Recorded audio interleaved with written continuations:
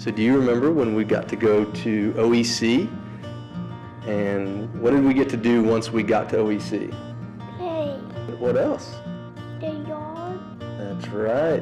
What else was on that yard that was really cool? wire, And what do we never do? touch the wire, That's right, we never touch wires. Do you remember what that was that they raised up in the sky that the linemen get the in? bucket, That's right, got to see the bucket. And then what did you get to wear from one of our linemen that let you put on? a glove. The big gloves, that's right, buddy. I decided to join Big Brothers Big Sisters because I wanted the opportunity to be able to give somebody some of the knowledge and just help and love along the way that I was given as a young kid. So I just was very excited about the opportunity and just figured I would take a chance, and have been really blessed along the way to have Bryson as my little. Bryson has some unique challenges that many of us will never fully understand or be able to comprehend. But Bryson doesn't know that. He takes on life full steam ahead. He does not look at anything to hold him back from accomplishing what he wants to accomplish. He is unbelievably smart. He pulls the best out of me and everybody else that has the opportunity to be around him. And so he's full of life and love and energy, and just an amazing kid. We've grown through this process together. He has taught me to have an outlook on life that is just that is pure, and to just have fun. And so he is literally just I can't say just one thing that he's taught me. There's so many, but it's just in a way, the eyes of a child and the way he sees the world is just something that really has, I've grown as a person, and it's just a really amazing thing. The differences I've seen in Bryson since we've been matched was, at first he was kind of quiet and a little bit timid, unsure of me if I was going to show back up the next week or even the week after that.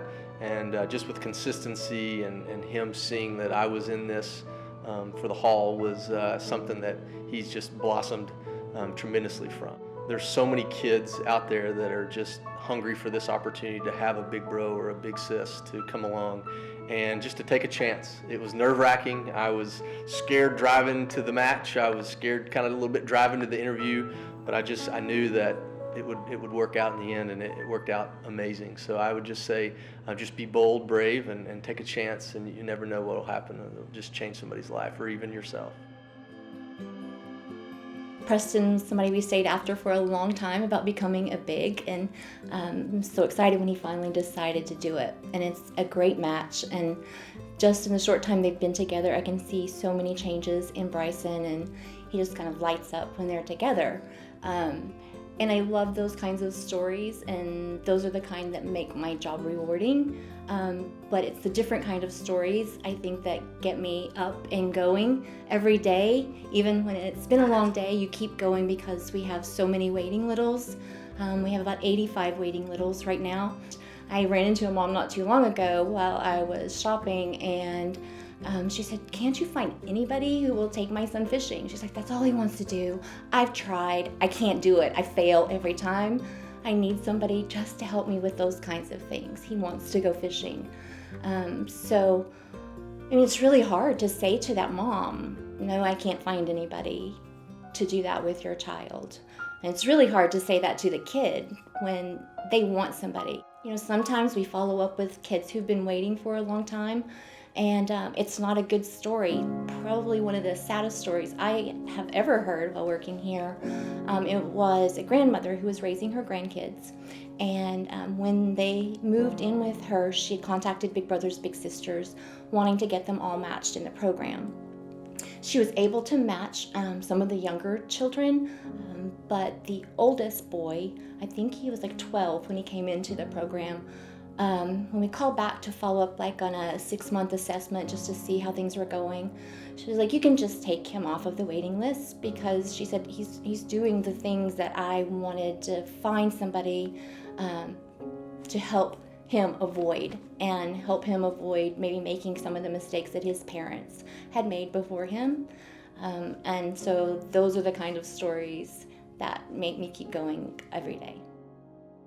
We do have a lot of kids who are dealing with trauma, big trauma that I can't even imagine on a daily basis.